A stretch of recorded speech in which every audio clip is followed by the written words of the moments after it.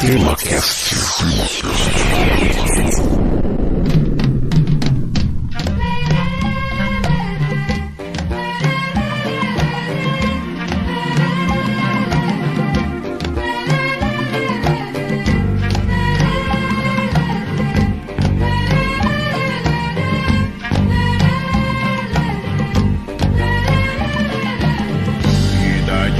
É difícil. Muito bem, meus amigos, está começando mais um TemaCast e hoje vamos falar de duas figuras pouco conhecidas, mas que fizeram história no Brasil: os heróis da plebe. Francisco José do Nascimento, líder abolicionista cearense, e João Cândido Felisberto, líder da Revolta da Chibata. E o que é que eles têm em comum, vocês devem estar perguntando? Bom, isso vocês vão saber aqui neste episódio. Eu sou o Francisco Seixas e para me ajudar a falar sobre eles e outras cositas mais, está aqui comigo o Jorge Virgílio. Olá, Francisco, olá, ouvintes. E vamos lá falar desses heróis do povo tão pouco conhecidos e tão pouco estudados, mas que fizeram muito pela gente. Exatamente, olha só, e não se esqueça que o TemaCast não chega até você com o apoio dos comerciantes de Fortaleza ou pelo patrocínio da Marinha do Brasil, mas sim através da doação de ouvintes que todo mês contribuem para a realização deste programa. Você quer fazer parte do nosso time de mecenas e ajudar o TemaCast a crescer? Entre no nosso site temacast.com.br e descubra mais. Bom, você também pode entrar diretamente nos seguintes links: patreon.com/temacast ou em apoia.se/temacast. E dado o recado, o episódio vai começar agora, então bora lá!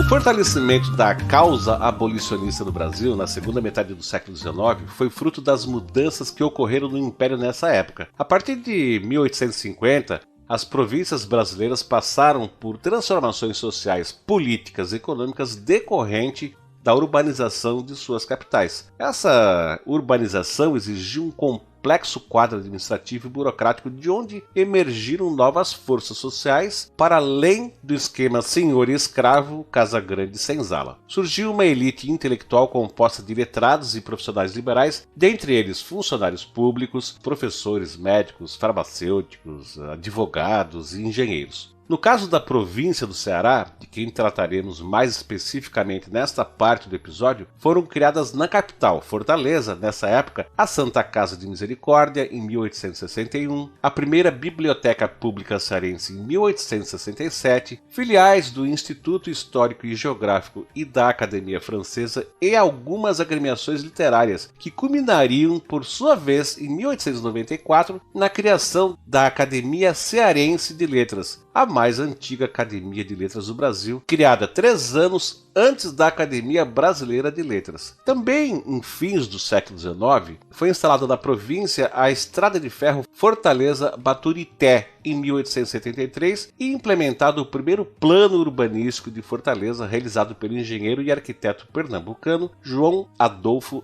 Herbster, isso em 1875. E com o rápido crescimento das cidades, houve um aumento considerável da população urbana, cujos valores, evidentemente, eram muito diferentes dos valores da população rural. E além disso, o meio urbano era um espaço propício à difusão de novas ideias. A forte concentração de pessoas e o desenvolvimento dos meios de comunicação, como jornais e folhetins, e dos meios de transporte, como estrada de ferro e navios a vapor, favoreciam a transmissão de notícias por longas distâncias, bem como também o debate, estimulando a formação de uma opinião pública forte e muitas vezes contrária ao poder hegemônico local. Nos centros urbanos brasileiros, o principal tema debatido era o regime de trabalho escravocrata, e entre as classes letradas observava-se uma enorme adesão à causa abolicionista. Através da imprensa, aqueles que simpatizavam com o fim do elemento servil procuravam levantar fundos que seriam destinados à libertação dos cativos. Dessa forma, surgiram nas terras cearenses vários grupos abolicionistas. Entretanto, as ideias defendidas por esses grupos só começaram começariam a ganhar força a partir do final da década de 1870, quando o escravismo cearense entra em crise. E a primeira crise foi devido a uma grande seca, ocorrida lá entre 1877 e 1879, que impactou enormemente o plantio do algodão em toda a região Nordeste. A seca de 1877 foi tão terrível que 20% da população cearense sucumbiu de fome ou vitimada por doenças. Num período de apenas 2 anos,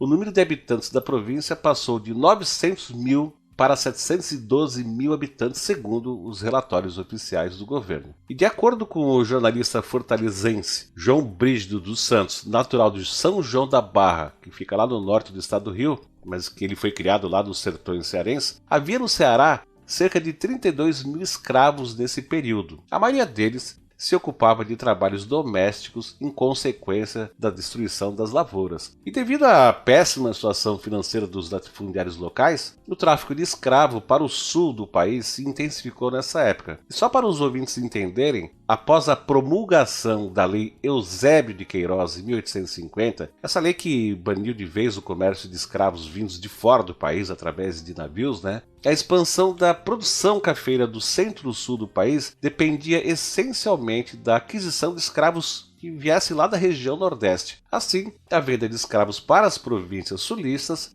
acabou se tornando uma das principais fontes de rendas das elites nortistas, já que a agricultura na região estava em declínio e o comércio de escravos era, afinal das contas, muito lucrativo. Entretanto, esse comércio interprovincial sofre um revés em 1880, causando a segunda grande crise do escravismo cearense. Neste ano de 1880, as províncias do Rio de Janeiro e de Minas Gerais aprovam leis que dificultam a compra de escravos em outras partes do Brasil, elevando os impostos sobre os cativos adquiridos em outras regiões. No ano seguinte, em 1881, a província de São Paulo também passou a adotar medidas similares e, com isso, a demanda de escravos no comércio interprovincial se reduziu bruscamente, tornando os escravos cearenses um ativo de pouco valor e de difícil manutenção. E como a força de trabalho da província do Ceará baseava-se muito pouco no trabalho escravo, as ideias abolicionistas começaram então a ganhar força por lá, mesmo entre as pessoas ilustres da região.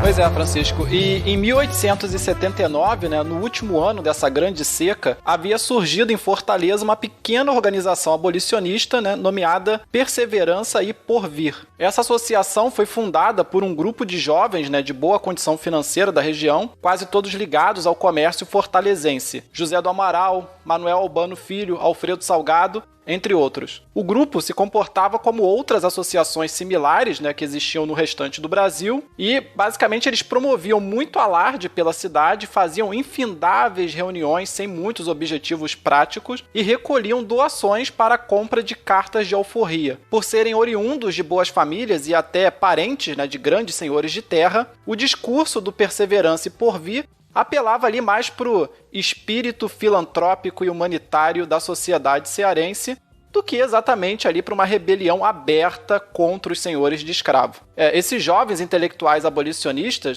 denominados de Mocidade Cearense, tinham concepções bem próximas das do político e intelectual pernambucano Joaquim Nabuco. Eles entendiam que a escravidão era um mal que deveria ser superado. A escravidão seria, então, um empecilho ao desenvolvimento do Brasil como uma sociedade inserida nos padrões europeus de civilização, e esses intelectuais tinham como referência leituras cientificistas e evolucionistas, como também defendiam ideais liberais, como o livre comércio e o liberalismo econômico.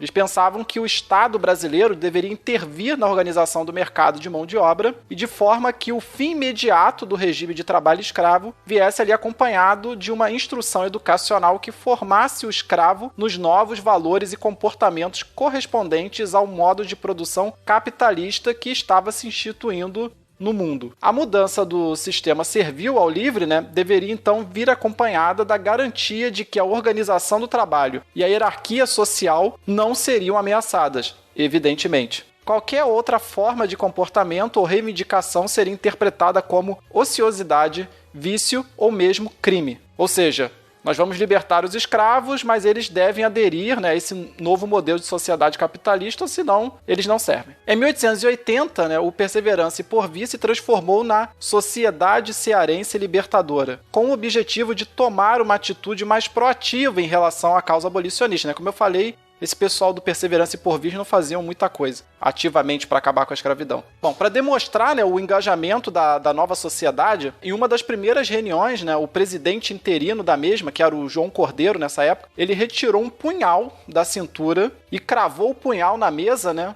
onde estavam debruçados ali os grandes abolicionistas cearenses, dizendo que todos que desejassem permanecer na Libertadora cearense deveriam jurar acabar com a escravidão por todos os meios necessários, mesmo aqueles que fossem ilícitos. E de fato, né, nesse novo grupo, alguns membros, como o Isaac e o José do Amaral, eram notórios mestres em roubar e esconder escravos em suas propriedades no interior do Ceará. Então, realmente agora estavam dispostos a qualquer coisa. Em 1881, né, visando promover suas ideias e atrair a opinião pública para a causa abolicionista, a Libertadora cearense criou um jornal chamado Libertador, que se juntou ao coro de jornais abolicionistas locais, tais como A Constituição, Pedro II e Gazeta do Norte. Todos esses jornais, né, eles atacavam principalmente o periódico O Cearense, que era o principal jornal da província e o principal defensor dos, entre aspas, direitos da elite escravocrata. O discurso do Libertador, né, entretanto, era mais radical, pois incitava abertamente ali o roubo e a fuga de escravos e outras práticas consideradas na época imorais. Numa réplica desse jornal cearense aos abolicionistas exaltados, né,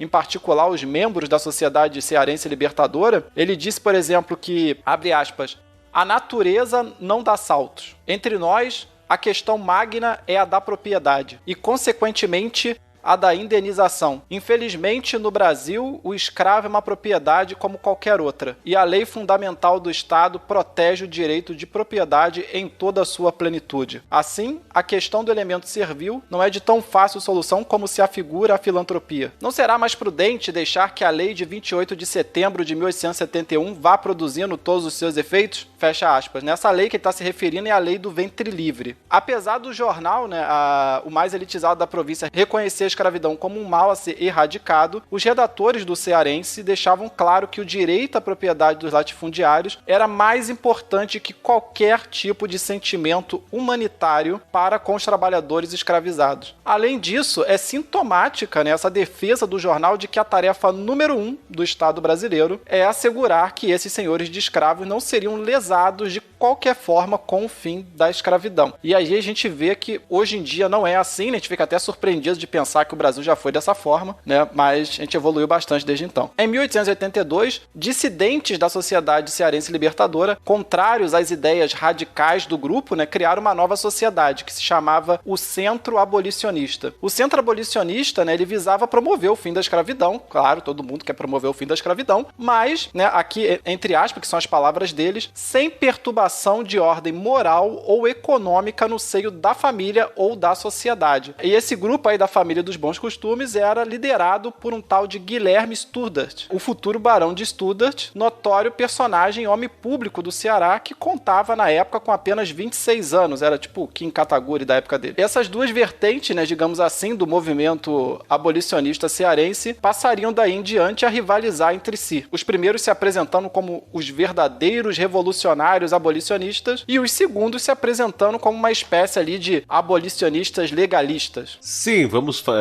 a favor da abolição, mas vamos com calma, porque afinal de contas nós também temos direito, aquela coisa toda. É bem por aí. Mas olha só, uma coisa que deve ser comentada é que a maioria das pomposas reuniões abolicionistas que ocorriam nesse período, não só lá em Fortaleza, mas em todo o Brasil, visavam principalmente a promoção social daqueles que a realizavam. Promover esses eventos era uma forma de ostentar-se entre os membros ilustres da sociedade brasileira, principalmente junto à família imperial e a estrangeiros que residiam no país que consideravam o regime escravocrata como incivilizado, entre aspas. Tá? Via de regra, os negros, que eram os que tinham que estar nessas reuniões, nem sempre estavam lá, nem sempre tomavam parte delas, né? Pois bem, dado o contexto da época, agora a gente vai falar sobre o primeiro personagem desse episódio, que é o Francisco José do Nascimento. Vai lá, ô Jorge.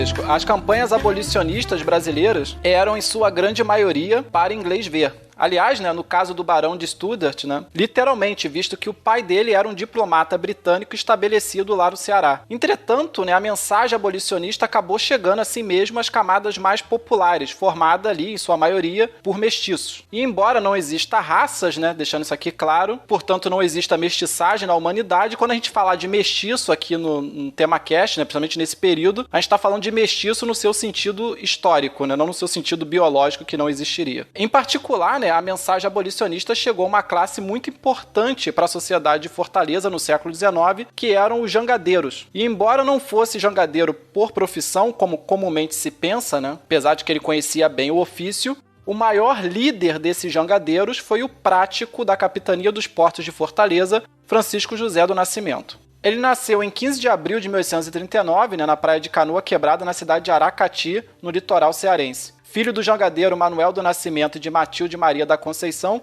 Francisco perdeu o pai bem cedo quando este se aventurou num seringal do Amazonas, atraído pela promessa de riquezas, como ficou comum nesse período do século XIX, muita gente foi do Nordeste para o Amazonas. O avô do Francisco também era jangadeiro, mas veio a falecer quando ainda era pequeno no mar. Sem condições de criar os filhos, a mãe do Francisco então se viu ali obrigada a dar a criança de 8 anos de idade para a família do comendador português José Raimundo de Carvalho, E ele acabou sendo apelidado pela nova família como o Chico da Matilde. E com esse nome acabaria ficando conhecido em todo o território nacional, principalmente através das reportagens realizadas pelo José do Patrocínio, que foram publicadas depois na corte. Ainda criança, o Chico da Matilde serviu de garoto de recados no veleiro Tubarão, que transportava mercadorias entre Natal, Recife e Fortaleza. Sem poder frequentar a escola, aprendeu a ler com muita dificuldade nos próprios navios em que trabalhou. Em 1859 ele trabalhou nas obras do Porto de Fortaleza, mas logo voltou a se aventurar no mar, embarcando num vapor que fazia ali a Maranhão-Ceará. Foi nesse período que presenciou, durante suas constantes viagens pelo litoral do Nordeste, cenas de barbarismo de todo tipo contra homens e mulheres negros.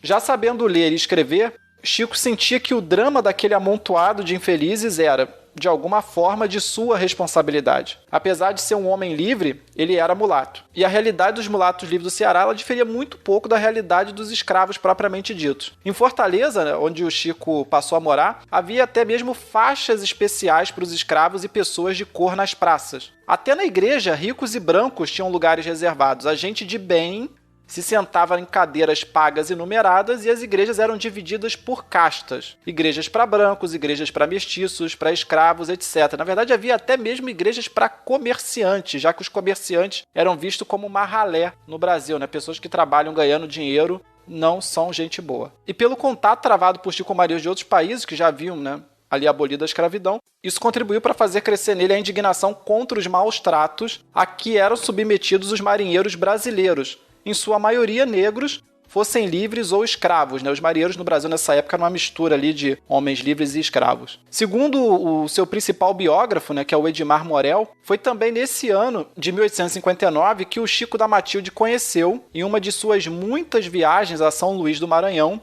um personagem que marcaria profundamente a sua atuação política nos anos futuros. Ele conheceu ninguém menos que o negro Luiz Aracati, um dos sobreviventes do caso conhecido como o Motim do Laura II. Esse motim foi um caso notório, de rebelião escrava no século XIX que causou o pânico entre os homens de bem.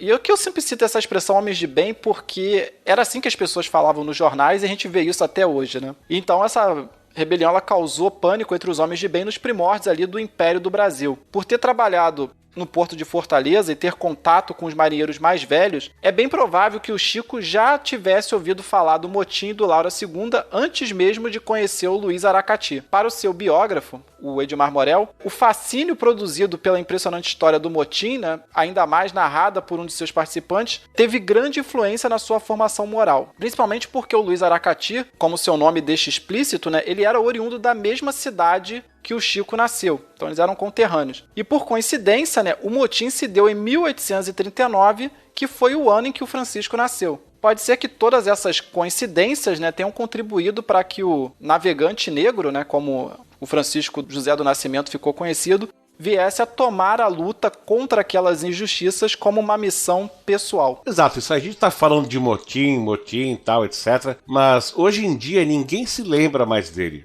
Então vamos tentar dar uma pincelada, um panorama geral para os ouvintes do que foi esse tal motim do Laura II. Foi assim, no dia 12 de junho de 1839, quando o jovem Chico da Matilde tinha apenas alguns meses de idade, uma embarcação abandonada foi avistada no litoral cearense, na praia do Iguape, no município de Aquirás, por pessoas que iam pescar marisco na região. Na praia, alguns vestígios haviam sido deixados pelos tripulantes que aparentemente haviam partido em fuga. Assustados, esses pescadores foram imediatamente comunicar os fatos ao inspetor do quarteirão, que era a autoridade ali do local, que era um tal de Antônio José de Souza.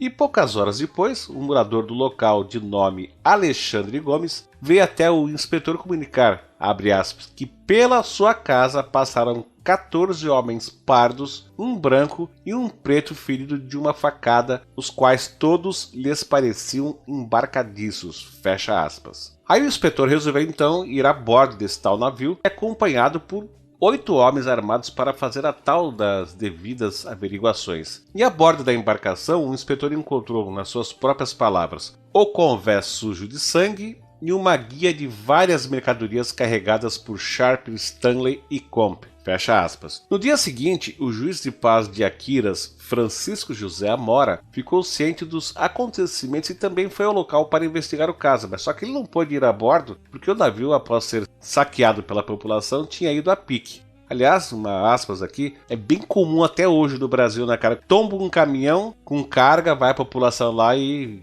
pega tudo, rouba tudo, saqueia tudo que tá lá. É uma coisa impressionante, isso aí é da nossa cultura. Ô Francisco, agora, recentemente, esse mês, aconteceu isso em Santos, né? Não sei se você viu, virou vários containers lá em Santos e a polícia prendeu 11 pessoas roubando lá o conteúdo dos containers tombados em Santos. Exatamente. Bom, mas vamos adiante. Então não havia notícias do capitão e nem da tripulação. Apenas o relato de alguns homens que haviam atravessado a propriedade desse tal de Sr. Gomes. E naquele mesmo dia, porém, as autoridades policiais da vila de Cascavel foram informadas por um oficial do Correio que um grupo de negros armados estava à procura da estrada de São Bernardo de Russas e que se escondiam por trás de um mato alto nas proximidades da vila, na estrada real do Aracati, num local conhecido como Cajueiro do Ministro. E segundo as informações recebidas, o inspetor e alguns de seus homens foram para o local. Ao chegarem, notaram manchas de sangue no chão e uma cova, onde encontraram um negro enterrado. Aí, seguindo o rastro de sangue, não demoraram muito para localizar grupos que os recebeu da base da bala, né? Entretanto, a força policial comandada por Joaquim José Pereira, o tenente-coronel da Guarda Nacional do Cascavel, que estava em maior número, conseguiu neutralizar as ações do bando e prendê-lo. Ao todo foram presos 23 marinheiros negros. Transferidos de Aquiraz para Fortaleza, confessaram a realização de um motim e o assassinato do restante da tripulação do brick escuna Laura II. Nos dias que se seguiram, a notícia desses horrorosos crimes cometidos pelos negros rebelados percorreram todo o país, espalhando pânico. E vale lembrar que quando o Laura II partiu de São Luís, no dia 1º de maio de 1839, ele deixou para trás uma província imersa nos conflitos da Balaiada que, junto com a Cabadagem, foram as mais importantes e violentas revoltas do período regencial. Portanto, é bem possível que as pessoas a bordo, em especial os escravos, não estivessem imunes aos ventos revolucionários desses conflitos liderados por negros maranhenses, visto que a tripulação do Laura II passou quase 2 meses lá em Maranhão, nas terras do Maranhão, antes da viagem que resultaria no motim. E após sair da capital maranhense, no dia 9 de junho, a embarcação deu entrada no porto de Fortaleza e no dia seguinte partiu para Pernambuco. Quando, na altura do porto de Arapaçu, por volta das 9 horas da noite, parte da tripulação, liderada pelo escravo do armador do Laura II, o negro Constantino, insurgiu-se, assassinando o capitão Francisco Ferreira da Silva, o prático Felipe, 2 marujos brancos e um outro não identificado, além de um passageiro, um tal de Luiz Feliciano Prats, um negro alforriado que estava se mudando do Pará para a corte no Rio de Janeiro.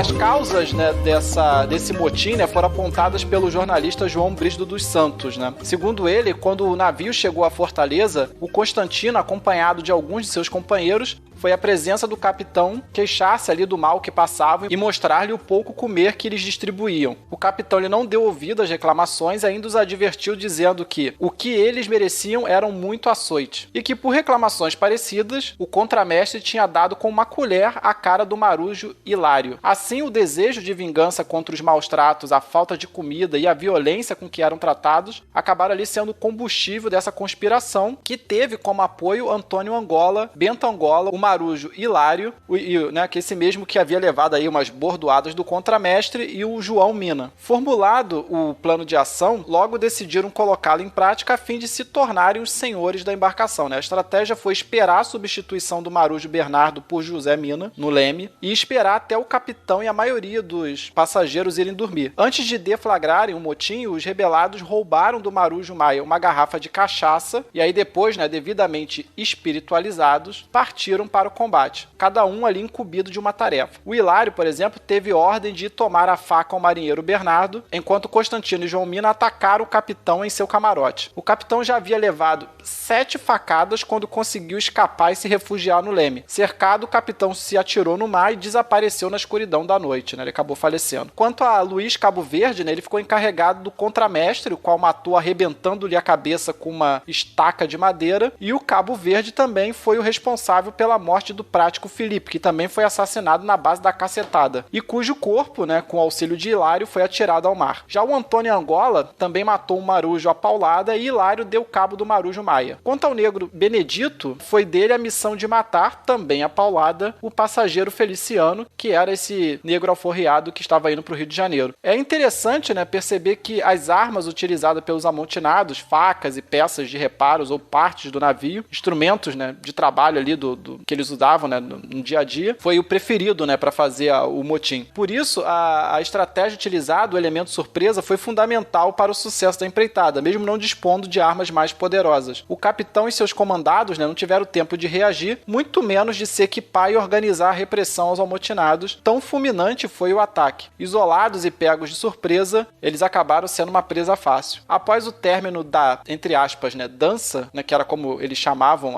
no processo desse caso do motim Laura II, os amotinados chamavam esses eventos de durante a dança, né? Então, após o término da dança, os sublevados foram comer e beber, né, do que havia de melhor ali no navio, e na manhã seguinte dividiram os despojos da vitória, dinheiro e joias, né, que eles encontraram ali pelo Laura II. Toda a cena de violência registrada na embarcação teve diferentes reações dos sobreviventes, né? Alguns não participaram da dança, entre eles o Antônio, cozinheiro do navio. Não há registros, né, de sua participação ao lado dos insurgentes, mas ele acabou saindo ferido da embarcação. Os passageiros Agostinho, Manuel, Damaso e Luiz Aracati, e os menores Elias e Felipe. O único sobrevivente branco foi o marujo português Bernardo, poupado graças à intercessão do próprio Constantino, né, que era o líder, para que ele guiasse a embarcação, atitude que se mostraria um erro para as pretensões ali dos amotinados, pois o depoimento do Bernardo foi essencial para a condenação dos negros rebelados. Então eles deixaram o cara vivo, mas ele acabou sendo o testemunho mais forte, né, pela condenação deles depois. Os acusados, eles tiveram como advogado de defesa o padre José Ferreira Lima Sucupira, um dos cearenses que aderiram à Confederação do Equador em 1824. O padre Sucupira, né, pela sua presença na rebelião, havia sido condenado à morte e só não teve o mesmo destino dos demais mártires da Confederação do Equador porque a sua família, que possuía bastante influência na corte, havia implorado perdão diretamente ao imperador Dom Pedro I. Entenda, ele era rico, portanto ele não foi punido. Após o perdão imperial lhe ser concedido, porque ele era rico, Sucupira dedicou-se à advocacia. Em 1835, né, foi nomeado promotor público de Fortaleza, além de exercer atividade política, chegando a ser deputado provincial. O padre Sucupira, né, que anteriormente tinha experimentado o terror de ser condenado à morte por ter se rebelado contra o governo do Rio de Janeiro, estava agora na defesa dos negros do Laura II. Homens que também, né, ousaram se rebelar, não por autonomia política ou contra impostos, mas contra a fome, o cativeiro e toda sorte de violência. Entretanto, né, isso não parece ter influenciado em nada a atuação do padre. Os indícios comprovam que ele somente assistiu ao julgamento, aceitando plenamente as sentenças impostas sem tentar advogar contra elas. E isso causou espanto, né, ô Francisco, até o próprio João Antônio de Miranda, né, que era o presidente da província do Ceará na época. Ele, mesmo sendo o presidente da província, ele chegou a bater de frente com a decisão do juiz municipal, porque ele percebeu que havia uma série de equívocos e mesmo imperícias cometidos durante o julgamento. Mas como nós estamos no Brasil, a gente sabe que você é punido muito mais pelo valor da sua conta bancária do que por qualquer outra coisa, né? Depois dos interrogatórios, né, as autoridades tomaram conhecimento dos fatos e levaram a julgamento 9 acusados, entre tripulantes e passageiros, né? Foram eles: Antônio Angola, o Benedito, Bento Angola, Constantino, Hilário, João Mina, José Mina, Luiz Aracati e o Luiz Cabo Verde. Diante do tribunal, os acusados, ao serem interrogados, confessaram novamente o crime e, em sua defesa, os amotinados alegavam a fome. Buscavam mostrar que agiram daquela forma porque não tiveram alternativa. Essa era uma situação bem conhecida pelos trabalhadores marítimos, né? Mesmo para aqueles que eram livres, onde as experiências de trabalho nos navios eram marcadas por altos níveis de disciplina e coerção física, que, de certa forma, né, apresentavam semelhanças ao mundo do cativeiro, entrelaçando, assim, de uma forma complexa as relações entre escravidão e liberdade no ambiente marítimo. Quer dizer, mesmo aqueles negros que eram livres, e às vezes até mesmo os brancos pobres que trabalhavam nos navios, eles eram tratados da mesma forma que os escravos nas fazendas, etc. Havia uma verdadeira escravidão a bordo desses navios. Para Antônio Angola, Benedito, Bento Angola, Constantino, Hilário e João Mina, foi decretado o grau máximo do artigo 192 do Código Criminal de 1830, isto é, a pena de morte por crime de homicídio qualificado. Para as autoridades, os 6 seriam as cabeças do motim, né? E os principais responsáveis pelas mortes no Laura II. Quanto ao Luiz Cabo Verde, foi condenado a um grau médio do mesmo artigo, isto é, a prisão perpétua, por ser cúmplice dos crimes, ficando destinado a cumprir sua pena na ilha-prisão de Fernando de Noronha. Era comum, né, que os presos do Ceará fossem enviados para Fernando de Noronha, visto que as cadeias do Ceará não apresentavam segurança necessária para mantê-los, principalmente pelo péssimo estado de conservação em que se encontravam. A pena de menor tempo a ser cumprida, mas que ainda assim foi a que mais dividiu opiniões em Fortaleza, foi aquela imposta ao já mencionado Luiz Aracati, que também foi condenado baseado no artigo 192 do Código Criminal, só que num grau mínimo, com a pena reduzida pelo artigo 60 devido à sua condição de escravo. Sua pena foi de, né, entre aspas, apenas 450 açoites em dias alternados para prolongar o sofrimento. E também, né, além dessa pena dos 450 açoites em dias alternados, ele teve a obrigação de andar preso a ferros pelos 6 anos seguintes. Então ele continuou lá como escravo fazendo as suas tarefas, só que ele estava amarrado, estava ferroado nas pernas e nas mãos por 6 anos. A condenação de Luiz Aracati, né, ela é no mínimo intrigante, pois nenhum dos relatos apresentados ao júri mencionavam a sua participação no motim. Muito menos a sentença fez menção por qual crime ele estaria sendo punido. Contra o Luiz Aracati havia apenas a suspeita de que ele serviu como guia dos fugitivos quando eles chegaram em terra, né, visto que eles rumaram por uma grande distância até a estrada real do Aracati. O único negro absolvido pelo tribunal foi o José Mina, que era o preto do leme, e ele foi absolvido principalmente devido às suas habilidades náuticas, né, que permitiam que ele comandasse o leme de um navio. E havia ali um interesse dos comerciantes britânicos que estavam em Fortaleza de contratá-lo, então os comerciantes britânicos conversaram com o juiz e o juiz entendeu que o José Mina não teve participação nenhuma nesses crimes e qualquer coisa que tenha acontecido ele foi por mero acidente. E ele acabou sendo solto por causa disso. Ele foi o único que não foi punido. No dia 22 de outubro de 1839, os negros condenados à morte pelo motim do Laura II foram enforcados em Fortaleza, na antiga Praça dos Mártires, que, para quem é de Fortaleza ou conhece Fortaleza, é o atual passeio público da cidade. Né? E os corpos ficaram ali expostos como exemplo, né? Que é o modus operandi do Brasil. Você mata e depois deixa os corpos ali para o pessoal refletir a respeito.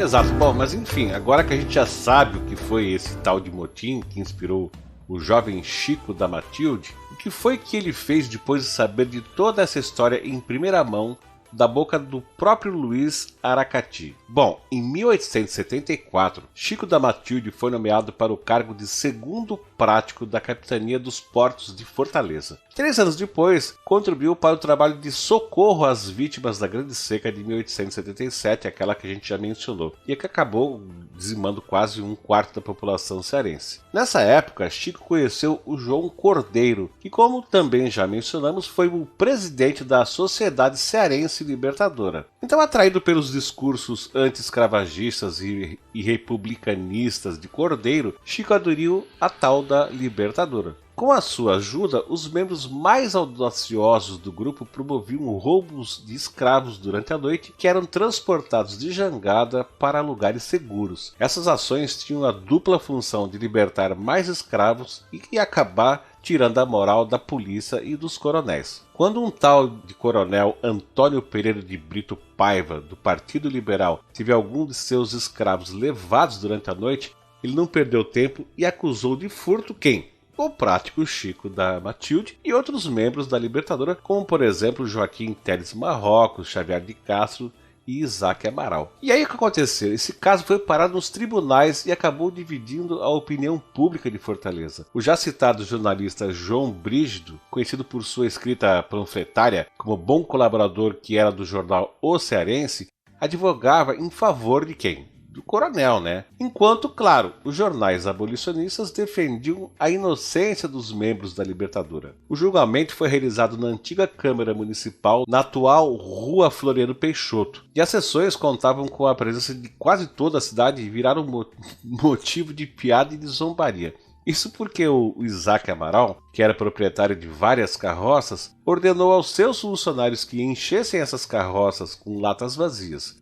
E no horário das audiências, as carroças do Isaac davam voltas no quarteirão fazendo um barulho ensurdecedor que acabava atrapalhando lá o falatório dentro da Câmara. O juiz que presidia a sessão era conhecido de Isaac e era favorável à causa abolicionista e, portanto, acabava adiando as sessões logo que dava que tinha uma chance, né? Então, depois de várias tentativas frustradas de prosseguir com o inquérito, o coronel escravagista simplesmente jogou a toalha e acabou desistindo de processar o cara. Ô Francisco, só um comentário, né? Esse tal de Isaac Amaral ele deve ser antepassado do Didi Mocó, né? Provavelmente, né? A gente não tem provas, mas a gente vai inferir que sim. Bom, como o principal porto de Fortaleza nessa época, localizado lá na Praia do Peixe, que hoje é a atual Praia de Iracema, ele era muito precário naquela época, e a única forma de embarcar e desembarcar pessoas e mercadorias nos navios ancorados no litoral era através de jangadas e canoas. E a principal mercadoria transportada pelos jangadeiros de Fortaleza em 1881 era o quê? Bom, eram os escravos destinados à região sudeste. Então, diante desse fato, a Sociedade Cearense Libertadora, tendo à frente entre os dirigentes José do Amaral e Pedro Arthur de Vasconcelos, acabou arquitetando um plano de convencer esses trabalhadores do porto a não mais realizar o transporte dos escravos. Entre esses trabalhadores, que eram a linha de frente da rebelião, 2 deles aderiram imediatamente à ideia: o negro alforriado José Luiz Napoleão, chefe de capatazia da Casa Comercial Boris Freires, e, claro, o prático Chico da Matilde, que eram as figuras mais respeitadas e influentes entre os jangadeiros locais. Aliás, assim, apenas um parênteses aqui sobre esse tal de José Luiz Napoleão.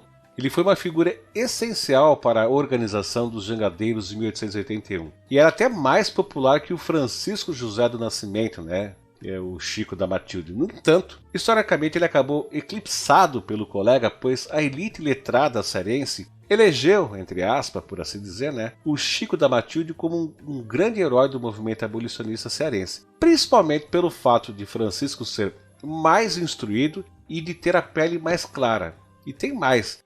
José Napoleão havia sido um escravo de ganho que comprou a sua alforria e de suas 4 irmãs com as suas próprias economias, enquanto o Chico da Matilde, apesar de mulato, sempre ter sido livre, né? Então é importante frisar que para os eventos de 1881, a importância de Napoleão é tão grande quanto a de Francisco do Nascimento. Mas, Continuando aqui, em 27 de janeiro de 1881, os jangadeiros de Fortaleza anunciaram que não transportariam mais escravos para o vapor Pará, que era o navio que estava lá ancorado. Bom, a notícia logo se espalhou pela cidade e uma multidão se reuniu na Praia do Peixe. Segundo o jornal Libertador, teriam se reunido ali cerca de 1.500 pessoas de todas as classes sociais. A cena era inusitada, um grupo de jangadeiros, pobres e mestiços, desafiando as autoridades e ricos comerciantes, em sua maioria brancos, em rebelião aberta. Segundo a tradição fortalezense, um grito irrompeu do meio da multidão e virou um coro entre os presentes, que era o seguinte: "No porto do Ceará não se embarcam mais escravos." Os escravocratas, sob vaias e ofensas dos populares, tentaram de tudo para reverter a situação, desde ameaças até dinheiro, e por fim acabaram chamando a polícia, mas essa não podia fazer nada, pois não tinha como obrigar homens livres a trabalhar. Enfim, os comerciantes de escravos se retiraram derrotados e houve uma festança em Fortaleza que se estendeu pelo restante do dia ante o êxito dessa greve, que os jangadeiros fizeram. 3 dias depois, em 31 de janeiro de 1881, um novo vapor, dessa vez o Espírito Santo, chega a Fortaleza com o objetivo de transportar escravos para o Sudeste. Ao todo, os comerciantes locais pretendiam embarcar 38 escravos. Os jangadeiros, entretanto, novamente se recusaram a fazer esse transporte. A multidão reunida para essa nova greve já ultrapassava 3.000 pessoas que aplaudiam os jangadeiros ao tempo que xingavam os escravocratas. Mais uma vez, os comerciantes de escravos foram frustrados nos seus planos e tiveram que se retirar. Motivado pelos sucessos recentes, a Sociedade Cearense Libertadora decidiu ir além e naquela mesma noite ateu fogo no prédio onde os cativos eram mantidos e os ajudaram a fugir de Fortaleza com a ajuda dos jangadeiros. Com esses atos, o regime escravocrata estava praticamente extinto no Ceará e tornou-se um movimento de massa. Comerciantes de escravos eram atacados nas ruas e suas casas eram depredadas. Na semana seguinte, a maioria daqueles que ainda possuíam escravos decidiram se antecipar e dar a eles a carta de alforria. Os jornais anti-abolicionistas acusavam o presidente da província do Ceará, Pádua Fleury, e o seu chefe de polícia de serem lenientes com os abolicionistas. Então o governo imperial, irritado, que nessa época era comandado pelo Partido Liberal, decide nomear como presidente do Ceará o senador baiano Leão Veloso. E ao assumir o governo da província, Leão Veloso nomeia para chefe de polícia um tal de Torquato Mendes Viana. Em 30 de agosto de 1881, os negociantes de escravos interessados em enviar escravos para o Pará, que era a única província do norte do país onde a demanda por escravos ainda era intensa, convence um novo chefe de polícia a reabrir o porto de Fortaleza. Com uma força-tarefa de 210 homens armados, formada de guardas civis, policiais e soldados, Torquato Viana vai até a Praia do Peixe e ameaça os jangadeiros liderados por Chico da Matilde, dizendo que ou os escravos embarcam ou correrá sangue. A resposta dos jangadeiros, diante de uma plateia agora de 6.000 pessoas, foi simplesmente: pois então, corra sangue.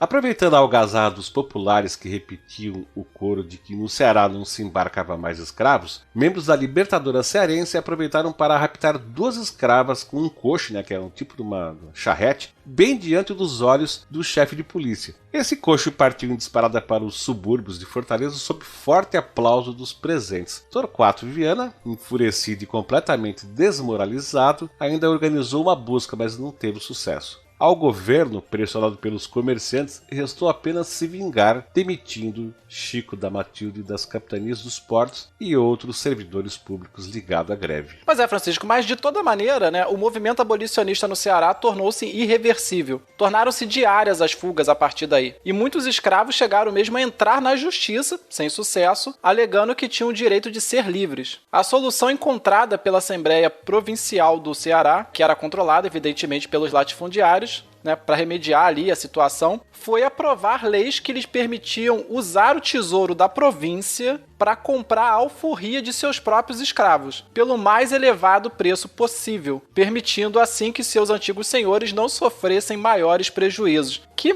ideia maravilhosa, né? Um tipo de autoindenização que contribuiu para afundar de vez a economia da província, já combalida ali pela crise econômica causada pela seca e pela falta de trabalhadores que substituíssem a mão de obra escrava. Os senhores de escravos mais poderosos, inclusive, passaram a comprar os escravos de pequenos agricultores por preços bem baixos, apenas para alforriá-los em seguida a preços exorbitantes, através das grandes somas destinadas para esse fim pelo governo provincial. Era o verdadeiro, Francisco, salve-se quem puder, né? Então, né, resumindo, virou um negócio você comprar escravos de pequenos proprietários e depois você, usando a sua influência na Assembleia, fazer com que o governo comprasse de você esses escravos por um preço assustadoramente alto. Pois é, isso tem um cheirinho de hoje em dia, né? Tem coisa parecida com isso também, né? Pois é, a gente vê que o Brasil de hoje em dia veio do Brasil de antigamente. Exatamente. Por isso que a gente sempre fala,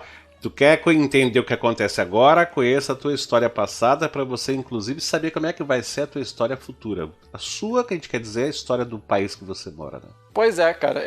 É bizarro que a gente não aprendeu nada desde então, né? Espero que a gente aprenda agora aí com o TemaCast e consiga seguir adiante. Exato. Bom, em 1882, a cidade ficou em festa, né, para receber a visita do jornalista carioca José do Patrocínio. O Marechal Negro, ou Tigre da Abolição, né, que era como o Patrocínio era batizado aí pelos abolicionistas, ele era a maior figura do movimento a nível nacional, então o pessoal ficou bastante empolgado com a visita dele. Na sua chegada à Fortaleza, os jangadeiros, tendo à frente o Chico da Matilde, abriram as velas, né, num espetáculo que, segundo o Patrocínio, o emocionou enormemente. Ele permaneceu 3 meses em Fortaleza e organizou um programa sistemático de libertação de escravos concentrado em áreas geográficas da região. Alforriar os escravos de ruas, depois determinados bairros, em seguida de vilas inteiras, até que isso atingisse toda a província. O Patrocínio participou também, junto com a Sociedade Cearense Libertadora, da cerimônia de instalação da Sociedade das Senhoras Libertadoras, que era uma agremiação feminina da causa abolicionista presidida pela Maria Tomásia, da qual a primeira esposa de Chico da Matilde, que era Joaquina Francisca do Nascimento, também foi membro. Segundo os jornais da época, né, durante essa reunião, José do Patrocínio, que era um defensor radical da abolição imediata e incondicional da escravidão, ele teria colocado em dúvida, né, a lealdade do centro abolicionista, que era aquele centro controlado pelo barão de Studart, né, como citei anteriormente. Após o discurso inflamado do jornalista da corte, esse barão de Studart, que era líder, né, do centro abolicionista, ele pediu a palavra, desabafou a sua revolta e atirou sobre a mesa 29 cartas de alforria que trazia consigo para solenizar a cerimônia, né? Ele disse, indignado ao Patrocínio, que era dessa forma que o centro abolicionista respondia a insultos. Pois é, né? Em 1º de janeiro de 1883, Patrocínio retorna à Fortaleza e participa da solenidade que torna a pequena vila de Acarapé, nos arredores de Fortaleza, a primeira vila do Ceará e do Brasil a libertar todos os seus escravos. Por esse motivo, a vila foi rebatizada com o nome de Redenção. Foi nessa visita que José do Patrocínio deu ao Ceará a alcunha de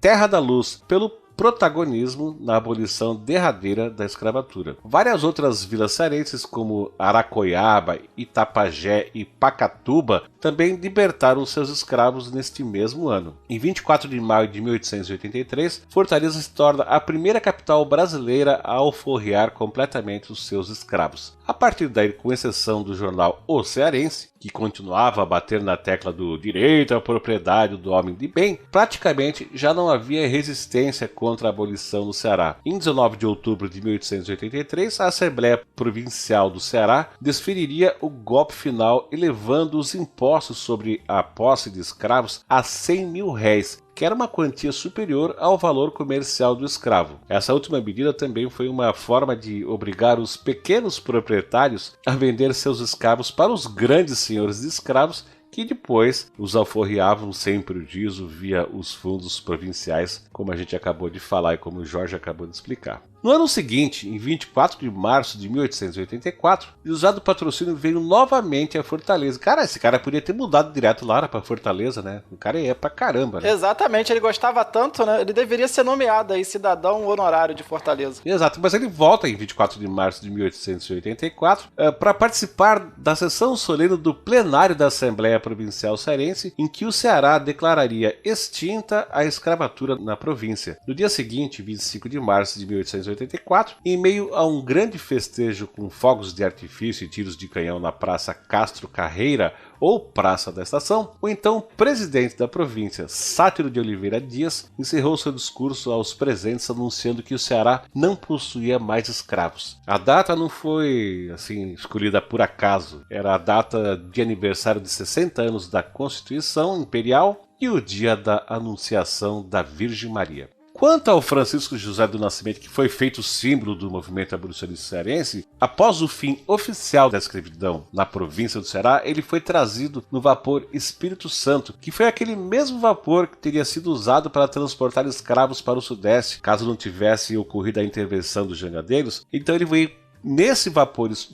chamado Espírito Santo para a corte, no Rio de Janeiro, levando consigo a jangada que ele próprio havia utilizado na greve, batizada de Jangada Libertadora ou simplesmente Liberdade. Essa embarcação foi doada ao Museu Nacional, mas infelizmente veio a desaparecer do seu acervo após o golpe republicano de 1889, devido à leniência de autoridades militares que consideravam uma afronta à instituição do governo manter um símbolo de luta e agitação contrária à ordem do Estado. O jornalista catarinense Raimundo Caruso conta a original versão nas páginas do seu livro Aventuras dos Jangadeiros do Nordeste, que diz o seguinte, abre aspas, a Jangada Liberdade de Francisco José do Nascimento era a clássica, feita de troncos. Símbolo de uma resistência popular vitoriosa no Ceará, foi levada à capital do Império a bordo de um navio mercante e, mesmo viajando no porão, inaugura a rota das futuras aventuras dos jangadeiros nordestinos em direção ao sul. A embarcação foi exibida nas ruas do Rio de Janeiro sob os aplausos da multidão e pouco depois é doada ao Museu Nacional, onde foi recebida como valiosa peça etnográfica. Em seguida, a jangada foi transferida para o Museu da Marinha, de onde, queimada, feita em pedaços ou desmontada, desapareceu. Fecha aspas. Deixa eu só fazer um comentário. Ele diz que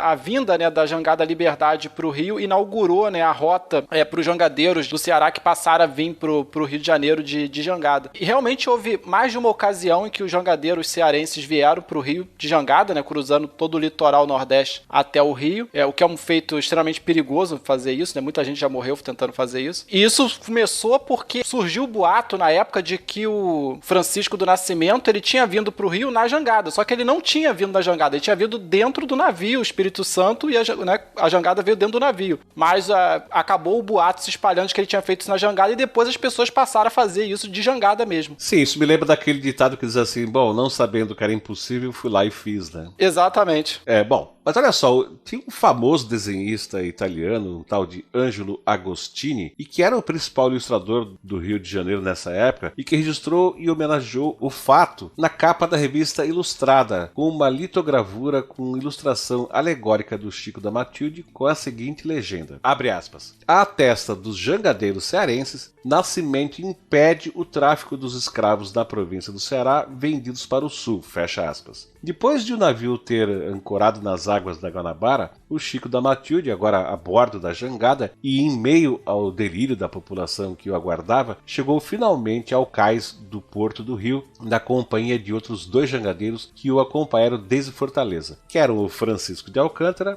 e o José Félix Pereira. O trio foi levado então para um desfile pelas ruas da corte, onde receberam homenagens da multidão. Na homenagem que recebeu no Politeama Fluminense, que era um dos principais teatros do Rio naquela época, Chico da Matilde recebeu um novo apelido da população carioca, o Navegante Negro ou o Dragão do Mar. Do Rio, Francisco escreveu a mulher dele dizendo o seguinte, abre aspas, seu velho está tonto com tanta festa e cumprimentos de tanta gente importante, fecha aspas. E entre essa gente importante, incluía-se, evidentemente, a própria família imperial. E 4 anos depois, em 13 de maio de 1888, a princesa regente Dona Isabel de Bragança e Orleans assinaria a Lei Áurea que poria fim à escravidão em todo o território nacional. Bom, ao menos oficialmente, né, Jorge? É isso mesmo, Francisco. E no ano seguinte, em 1889, por ordem do imperador Dom Pedro II, o Francisco do Nascimento foi reconduzido ao cargo de prático da capitania dos portos em Fortaleza. E esse, inclusive, foi um dos últimos atos do Pedro II como imperador do Brasil. E em 1890, já no regime republicano, o Francisco recebeu a patente de major ajudante de ordem do secretário-geral do Comando Superior da Guarda Nacional do Estado do Ceará. Que título enorme!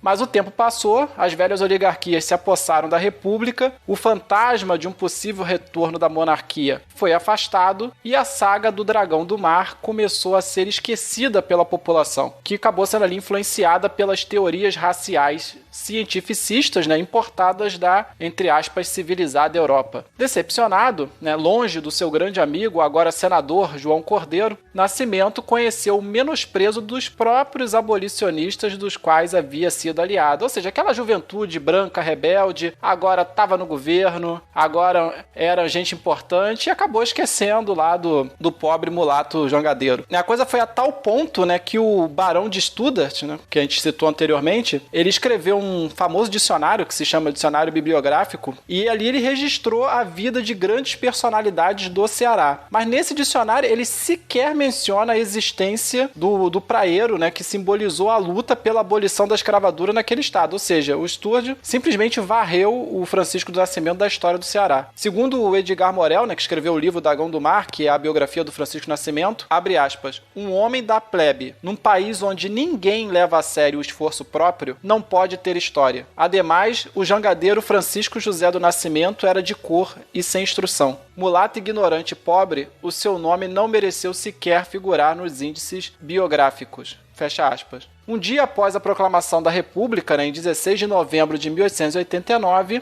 o alto-empossado presidente do Brasil, o nosso queridíssimo Marechal Deodoro da Fonseca, publicou no Rio de Janeiro o Decreto Federal de número 3, que dizia o seguinte: fica abolido na armada o castigo corporal. No entanto, no ano seguinte, em 1890, o governo, que ficou ali arrependido desse seu rompante de cidadania, voltou atrás e corrigiu esse erro, criando as chamadas companhias correcionais, que eram destinadas à disciplina dos praças de má conduta. Evidentemente que isso não se aplicava aos oficiais da Armada. Para piorar, as tais companhias correcionais instituídas pelo oficialado da Marinha, e que tinham o poder ali de indicar a punição de até 25 chibatadas, baseavam-se, elas num decreto-lei que nunca foi publicado no Diário Oficial da União. Em outras palavras, restituiu-se à revelia da lei os castigos corporais aos praças da Armadas, que em sua maioria absoluta eram negros, ex-escravos ou filhos de ex-escravos. Já em 1893, na canhoneira Marajó, um contingente já tinha se rebelado contra o excesso de castigos físicos, exigindo a troca do comandante que abusava da chibata e outros suplícios. Só que essa revolta na canhoneira Marajó, ela não exigiu o fim da chibata, ela apenas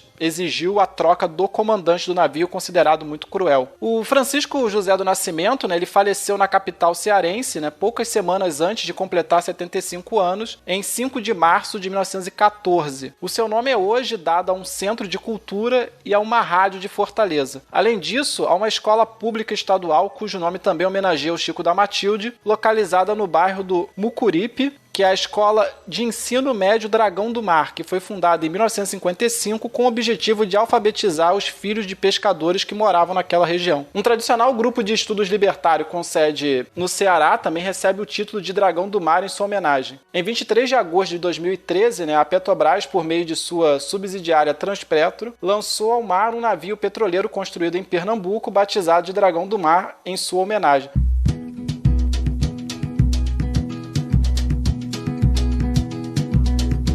Há muito tempo nas águas da Guanabara. A escravidão enquanto instituição formal podia ter acabado, mas as situações degradantes a que eram submetidos os marinheiros no Brasil, que Francisco José do Nascimento havia testemunhado na sua época de marujo, permaneciam as mesmas 2 décadas depois da promulgação da Lei Áurea e do decreto de Deodoro da Fonseca. E não só no mar, mas no campo e nas cidades. Milhares e milhares de negros, descendentes de homens e mulheres sequestrados das terras africanas e que haviam servido de força de trabalho para o Brasil por quase 4 séculos, viviam agora à margem da sociedade, em condições tão ruins ou até piores do que aquelas que viviam seus antepassados escravizados. Tinham liberdade, mas nenhum meio de exercê-la. Sua cidadania existia apenas como formalidade jurídica. Assim sofriam.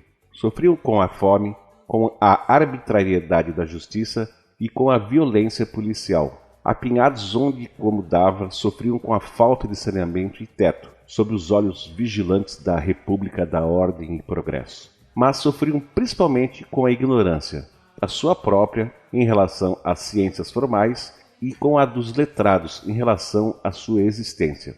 Eram pessoas invisíveis, aprisionadas por correntes invisíveis, vivendo em suas cidades invisíveis, cercadas por muros também invisíveis. Mas naqueles primeiros anos do século XX, uma lenda percorria as ruas do Rio de Janeiro, vindo dos sussurros e dos tambores dos marinheiros da Gamboa e do Lago da Prainha, e ecoava através de becos e avenidas, esparramando-se nos botequins da Lapa. Pela Avenida Central, chegava o alarido à Praça da Cinelândia e ao Senado. Pela Avenida Beira-Mar, seguia como um gemido até o Palácio do Catete.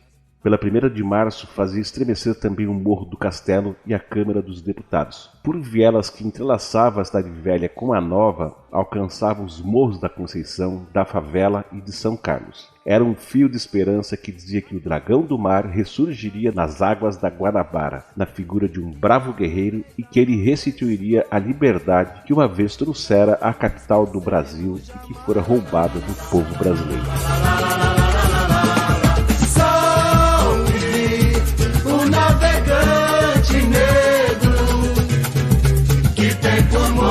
Pois é, Francisco, e o dragão do mar realmente reapareceu na Guanabara. Só que dessa vez, vindo não das terras do norte, mas do sul.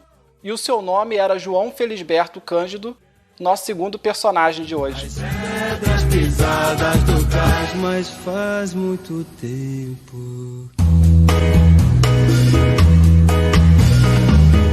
Exato, João Cândido nasceu em 24 de junho de 1880, na então província do Rio Grande do Sul, no atual município de Encruzilhada do Sul, na fazenda Coxilha Bonita, no vilarejo Dom Feliciano. Ele era filho de 2 escravos, João Felisberto e Inácia Cândido Felisberto, mas nasceu livre sob a proteção da Lei do Ventre Livre, criada em 1871 pelo Visconde do Rio Branco, que era do Partido Conservador. E em uma entrevista que deu para a Gazeta de Notícias em 31 de dezembro de 1912, João Cândido afirmou ter sido soldado do senador Pinheiro Machado na Revolução Federalista em 1893. Portanto, antes de entrar para a Escola de Aprendizes do Arsenal de Guerra de Porto Alegre. Mas fora o depoimento do próprio João, não há outra fonte que confirme essa história. Ele teria entre 10 e 11 anos na época, né? E seja como for, o que se sabe é que em 1894, então com 13 anos, o João apresentou-se na Companhia de Artífices Militares e Menores Aprendizes no Arsenal de Guerra de Porto Alegre, com uma recomendação de atenção especial do capitão de fragata gaúcho Alexandrino de Alencar, um dos líderes da revolta da Armada, com quem havia feito amizade ao mostrar grande interesse pelas histórias do marinheiro. Em 1895, conseguiu a transferência para a Escola de Aprendizes de Marinheiro de Porto Alegre e em dezembro do mesmo ano veio para a capital da recém-instalada República, a cidade do Rio de Janeiro, e se alistou na Marinha do Brasil. E olha só, gente, nessa época, devido a essas péssimas condições de vida nos navios, a maioria dos marinheiros eram recrutados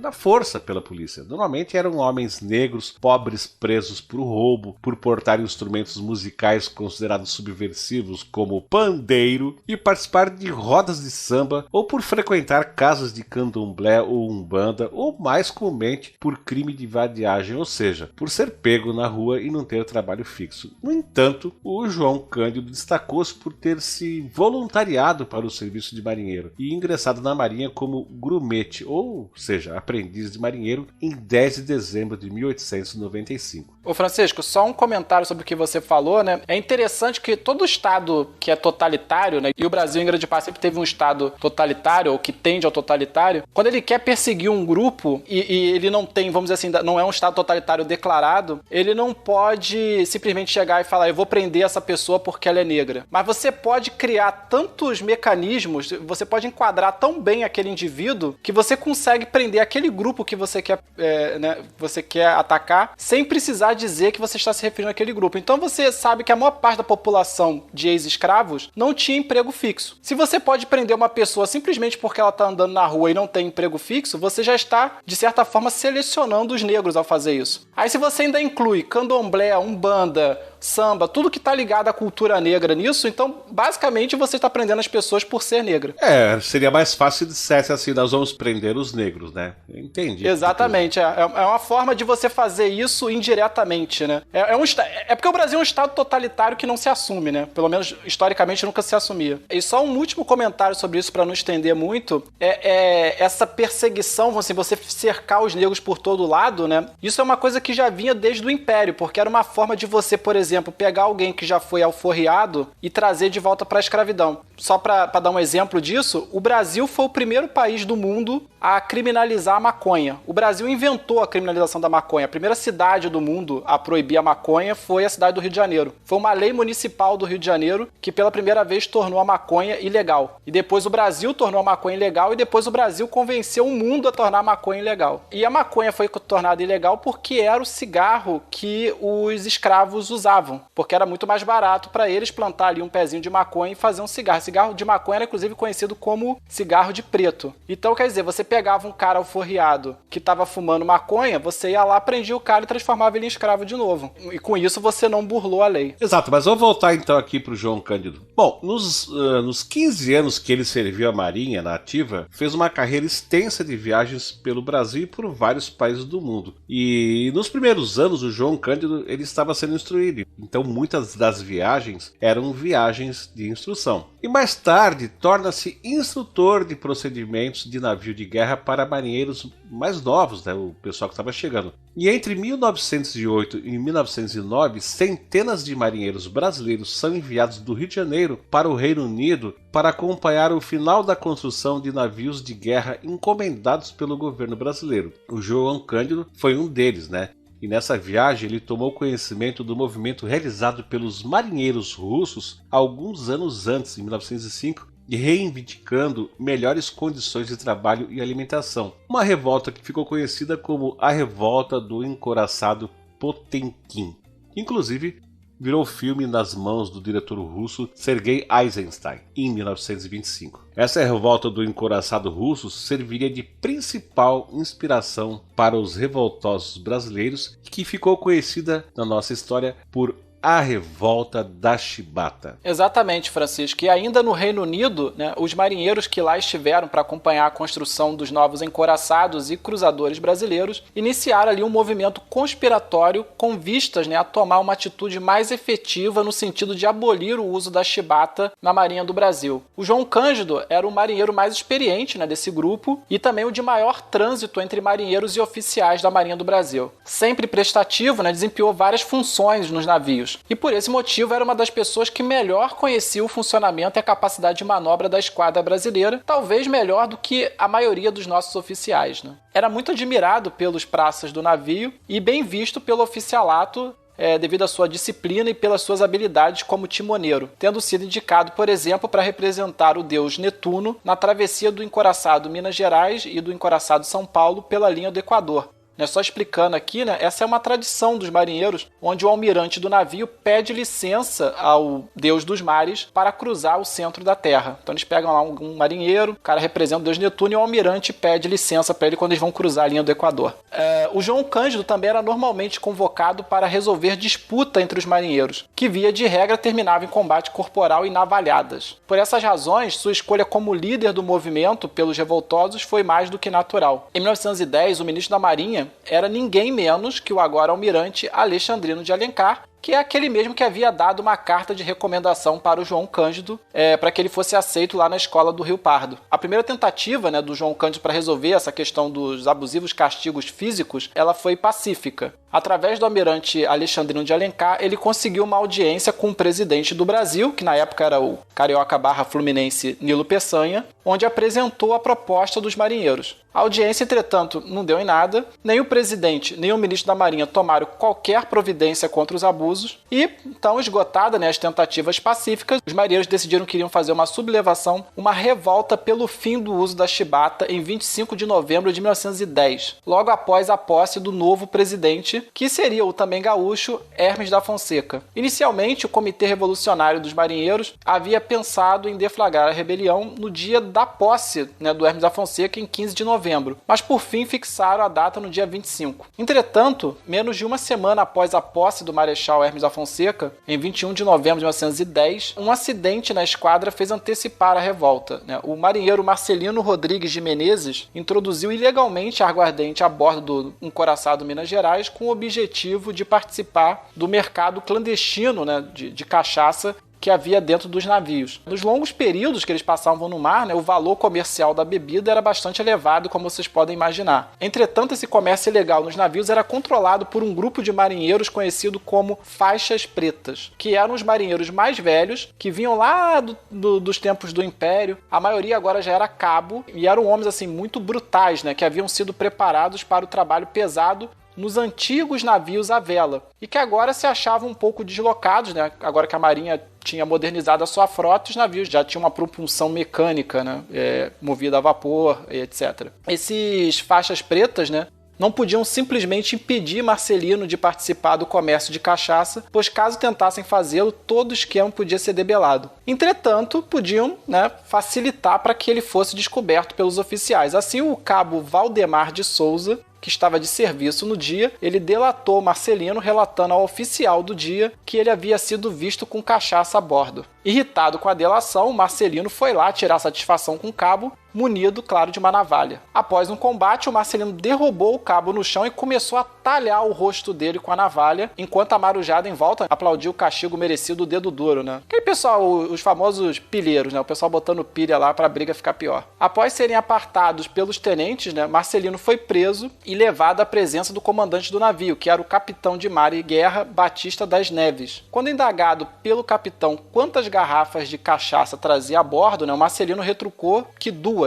e revelou o esconderijo dessas 2 garrafas. De fato, havia, né, nesse esconderijo 2 garrafas apenas, mas na verdade o Marcelino ele tinha trazido 2 dúzias de cachaça, mas ele havia guardado o restante da preciosa carga em outros esconderijos, né, já prevendo que algum pudesse denunciá-lo. Pelo embarque ilegal da cachaça e por agredir um superior, o capitão Batista condenou Marcelino a 150 chibatadas. Como Marcelino retrucou chamando o oficial de ordinário, ele aumentou a pena para 250 chibatadas. Assim, o Marcelino foi punido com 250 chibatadas, que era 10 vezes mais do que o instituído pelas companhias correcionais. As chibatadas em Marcelino não se interromperam nem mesmo depois que ele desmaiou, conforme noticiado pelos jornais da época, né? E essas chibatadas elas foram aplicadas na presença de toda a tripulação do encoraçado Minas Gerais, que era a nau capitânia da nova esquadra brasileira. Devido a esse ocorrido e ao fato que o comandante, né, dormiria fora do navio naquela noite, a revolta foi adiantada para a madrugada de 22 de novembro de 1910. Os marujos tomariam posse das armas enquanto os oficiais dormiam em seus camarotes. Uma vez no controle da nau capitânia, tomariam todos os demais navios ancorados na Baía de Guanabara. Contudo, o comandante Batista das Neves ele acabou voltando mais cedo do que eles esperavam, e um dos marinheiros mais descontrolados partiu para cima do oficial de serviço, pois ele não queria que a revolta fosse adiada de novo, né? O comandante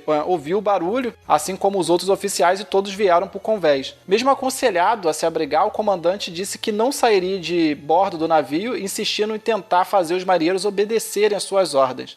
Os marinheiros, então, né, já exaltados, ao ver que o comandante feriu um outro marinheiro, começaram a jogar objetos nele. E por fim o marinheiro pegou uma arma e atirou a queima-roupa contra a cabeça do comandante. Morreram ali no Minas Gerais, além do comandante, mais 2 oficiais e 3 marinheiros que preferiram não aderir à rebelião. Durante os combates, né, morreu mais um oficial e um marinheiro no cruzador Bahia. que estava sob responsabilidade do marinheiro Francisco Martins, e um oficial do navio São Paulo, sob responsabilidade do marinheiro Manuel Nascimento. Terminados esses combates e diante da gravidade da situação, com a morte do comandante e outros oficiais, o João Cândido, que havia participado das reuniões conspiratórias junto com Vitalino José Ferreira, foi apontado pelos demais líderes da revolta como comandante em chefe de toda a esquadra rebelada. Inicialmente, essa esquadra rebelada era composta por 6 navios e depois, no sentido de concentrar suas guarnições em menos naves, eles passaram para 4, que eram Minas Gerais, São Paulo, Bahia e Deodoro. Por curiosidade, esses 2 encouraçados fabricados na Inglaterra, que é o Minas Gerais e o São Paulo, eles eram os mais potentes navios da sua época. Pouca gente comenta isso, mas eram os 2 navios mais potentes e modernos daquele período, foram esses São Paulo e Minas Gerais. Segundo relataram as testemunhas da época aos jornais,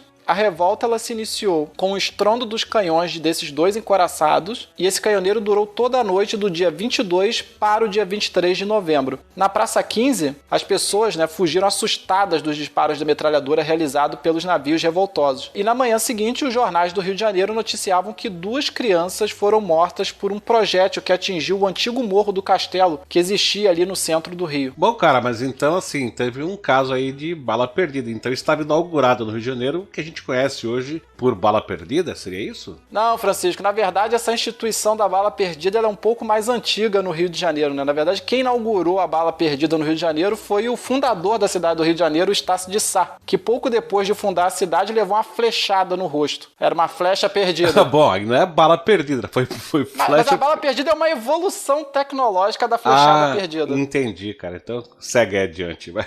Vamos lá. Bom, o João Cândido, ao assumir o comando geral de toda a esquadra revoltada, tratou de controlar o motim, fez cessar as mortes e enviou em seguida radiogramas para a Marinha Brasileira, lá para o Ministério da Marinha e para a Presidência da República, pleiteando a abolição dos castigos corporais. No total, haviam 2.379 marinheiros rebelados. Por 4 dias, esses 4 navios de guerras apontaram os seus canhões para a capital federal, em particular para o Palácio do Catete, que era a sede da presidência, para o Palácio Monre, que era a sede do Senado, para o Palácio Tiradentes, que era a sede da Câmara dos Deputados, e para o Arsenal de Guerra da Marinha, que fica na atual Praça Mauá. Durante esse tempo, João Cândido tirou e trouxe os navios de volta da Baía de Guanabara várias vezes. Esse fato ele causou uma grande impressão na imprensa na época, pois a Marinha do Brasil possuía oficiais ingleses contratados unicamente para essa função de manobrar os navios na entrada da Baía de Guanabara, porque os oficiais brasileiros eles não se sentiam seguros fazendo esse tipo de manobra com esses navios mais modernos. Por essa razão, a imprensa carioca acabou por apelidar o João Cândido de Almirante Negro, alcunha que ele acabou ficando conhecido na história do Brasil. Como diria aí os sambistas, era o dragão do mar que havia finalmente retornado a Guanabara. Exatamente, mas no ultimato dirigido ao presidente Hermes da Fonseca, os revoltosos declararam, abre aspas, nós marinheiros, cidadãos brasileiros e republicanos, não podemos mais suportar a escravidão na marinha brasileira, fecha aspas. A rebelião terminou no dia 27 de novembro de 1910 com o compromisso do governo federal em acabar com o emprego da chibata na marinha e de conceder anistia aos revoltosos. Entretanto, no dia seguinte, 28 de novembro de 1910, o governo promulgou um decreto permitindo a expulsão de marinheiros que representassem risco à marinha, o que era uma nítida quebra de palavra, uma traição do texto da lei de anistia aprovada no dia 25 pelo Senado Federal e sancionado pelo presidente Hermes da Fonseca, conforme publicação no Diário Oficial da União em 26 de novembro de 1910 e levando até João Cândido, no Minas Gerais, pelo capitão Pereira Leite. Pouco tempo depois desse decreto que quebrou a anistia, surgiu um boato de que o exército iria se vingar dos marinheiros pela humilhação que havia causado ao Marechal Hermes da Fonseca. Então vê só, aí já era o exército, já que o Hermes da Fonseca era marechal do exército, então o exército se sentiu doído, por causa disso, e eles prometiam aí uma vingança. Houve então a eclosão de um novo motim entre os fuzileiros navais ligados à Marinha no quartel da Ilha das Cobras, no centro do Rio de Janeiro, em 9 de dezembro de 1910. Não tinha nenhuma ligação com a revolta da Chibata, exceto que ali na ilha estavam algumas dezenas de marinheiros participantes da revolta presos apesar de anistiados. A segunda revolta, entre aspas, não tinha qualquer exigência ou organização, baseava-se apenas nos boatos de uma revanche do exército. Durante o dia 10, o motim foi reprimido pelas autoridades do governo federal com um bombardeio implacável sobre a Ilha das Cobras, onde havia pouco mais de 200 de amotinados ilhados. O motim ainda serviu de justificativa para Hermes da Fonseca obter do Senado a aprovação do estado de sítio do Rio de Janeiro. João Cândido, ainda a bordo do Minas Gerais, chegou a ordenar um tiro de canhão contra os fuzileiros amotinados na Ilha das Cobras para provar para o governo a sua lealdade, Ou seja, ele tá, olha só, eu sou leal a vocês, eu estou atirando contra os amotinados. Mas isso não valeu nada, não adiantou nada. O governo aproveitou a deixa do motim para vingar-se dos marinheiros rebelados. Vários foram mortos, muitos simplesmente desapareceram e cerca de 2.000 foram expulsos. Entre os desaparecidos, a maioria foi levada para trabalho forçado nos seringais do território do Acre, que hoje é o estado do Acre. E entre os expulsos da Marinha estava quem? Claro, o João Cândido, sob a falsa acusação de ter favorecido os fuzileiros rebeldes, embora não tenha tomado parte nessa segunda rebelião. João Cândido foi preso em 13 de dezembro no quartel do Exército e transferido no dia de Natal para uma masmorra na Cela 5, na Ilha das Cobras, onde 16 de seus 17 companheiros de cela morreram asfixiados. Em abril de 1911, ele foi transferido para o Hospital Nacional dos Alienados, em Engenho de Dentro, zona norte do Rio, onde foi internado como um louco. E pouco depois recebeu alta e voltou para a Ilha das Cobras, de onde foi solto em 1912, absolvido das acusações juntamente com 9 companheiros. O seu defensor foi o Rábula Evaristo de Moraes, contratado pela Ordem de Nossa Senhora do Rosário e dos Homens Pretos, que é uma irmandade que existe no centro do Rio, e que desde o Império era mantida por negros alforriados e abolicionistas para defender o direito da população negra livre. Evaristo de Moraes, por curiosidade, declinou o recebimento de seus honorários pela defesa de João Cândido. E olha só, para quem não sabe o que é um rábula era um cara que exercia advocacia sem ter a formação para advogado, tá? Então o João Cândido, banido da Marinha, sofreu grandes privações, vivendo precariamente, trabalhando como estivador e descarregando peixe na Praça 15, no centro do Rio de Janeiro. De acordo com a sua ficha, nos 15 anos em que permaneceu na Marinha, ele foi castigado em 9 ocasiões, preso em 2 a 4 dias em celas solitárias, a pão e água, além de ter sido 2 vezes rebaixado de cabo para marinheiro. A sua ficha também registra ainda 10 elogios por bom comportamento nos últimos 3 meses antes da revolta. Em 1930, ele foi novamente detido, acusado de subversão. Em 1933, foi convidado e aderiu à Ação Integralista Brasileira, que foi um movimento nacionalista fundado em 1932 pelo escritor Plínio Salgado, chegando inclusive a ser o líder do núcleo integralista da Gamboa, bairro portuário do Rio, habitado em grande parte por marinheiros daquela época. Mais tarde, quando esses integralistas caíram na clandestinidade com o Estado Novo de Vargas, acabou sendo novamente perseguido. Anos após a revolta, João Cândido continuava a ser perseguido pela Marinha. Em 1949, num artigo do Diário de Notícias, o almirante Alencastro Graça escreveu o seguinte, abre aspas, João Cândido, indivíduo de poucas prendas e até inócuo, solicitando dinheiro aos oficiais a troco de lavar-lhes a roupa, o que obstava que sofresse, por vezes, castigos corporais pelos vícios de pederastia e alcoolismo e aceitando, posteriormente, coagido a direção do movimento revolucionário para assistir impassível ao massacre dos antigos benfeitores, sob o controle dos verdadeiros cabeças. Fecha as aspas. Foram comuns naquela época as insinuações de que ele era homossexual. Na época, é bom a gente lembrar disso, a homossexualidade, quando não era vista como crime, era vista como doença. Então, assim, convidado a responder ao ataque público na grande imprensa, o João Cândido limitou-se a dizer, contestá-lo? Como se não tenho as letras do almirante? O galho sempre quebra do lado mais fraco. Há anos que sou empezinhado. Bom, o João Cândido, entretanto, foi casado 3 vezes e teve mais de 10 filhos com 4 mulheres diferentes. Discriminado e perseguido pela Marinha até o final da sua vida, teve que se retirar da Gamboa e recolheu-se no recém-criado município de São João de Meriti, na Baixada Fluminense, região metropolitana do Rio, onde passou a frequentar a igreja metodista. Ele foi casado 3 vezes, com Marieta, depois com Maria Dolores e por fim com Ana, com quem ele viveu até a morte.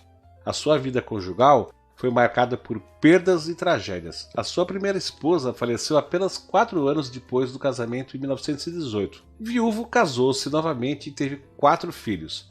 A segunda mulher suicidou-se ateando fogo na própria roupa em 1928. E 10 anos mais tarde, uma filha repetiu o ato da mãe e também se matou ateando fogo em si mesma. Então, ou seja, a vida do cara não foi mole, né?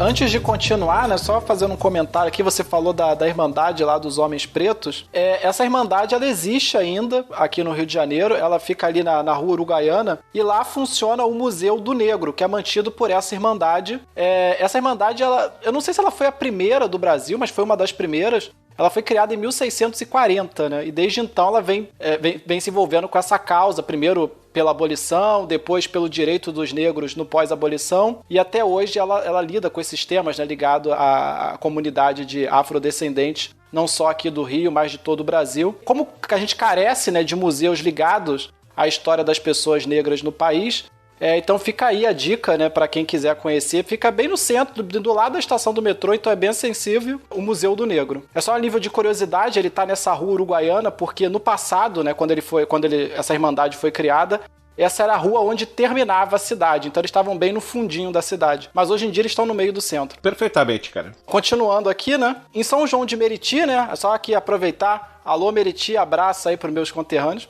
Bom, em São João de Meriti, onde viveu até o fim da vida, João Cândido morava numa rua sem asfalto, né, água encanada e luz elétrica, e sabedor dos seus direitos, o marinheiro lutou como pôde por melhorias no bairro e no município, sendo uma espécie de herói local. Meu avô conheceu o João Cândido, né, assim, de ver ele passar pela rua, de estar no mesmo boteco, coisa desse tipo. O seu nome era certo, né, nas listas de pedidos de asfalto e saneamento encaminhados à prefeitura. Em entrevista para o Centro de Memória Oral da Baixada Fluminense, né, a sua filha, a Zelândia, relembrou com orgulho que o pai mantinha sua dignidade até nas menores coisas. Em uma discussão de João Cândido no supermercado lá de Meriti, por causa de um coco estragado, né, por exemplo, ele reclamou do produto, né, dizendo que queria o dinheiro de volta, porque o coco estava estragado. Mas aí o supermercado negou, né, falou, você já comprou, vai ficar com isso aí mesmo. E o João Cândido, com o produto em punho, né, saiu e disse que iria ao Tribunal de Pequenas Causas e já estava assim lá, né, andando pela calçada em direção ao centro da cidade para ir no tribunal, quando o gerente mudou de ideia, foi lá e deu outro coco para ele. Então, para João Cândido, não bastava ter cidadania,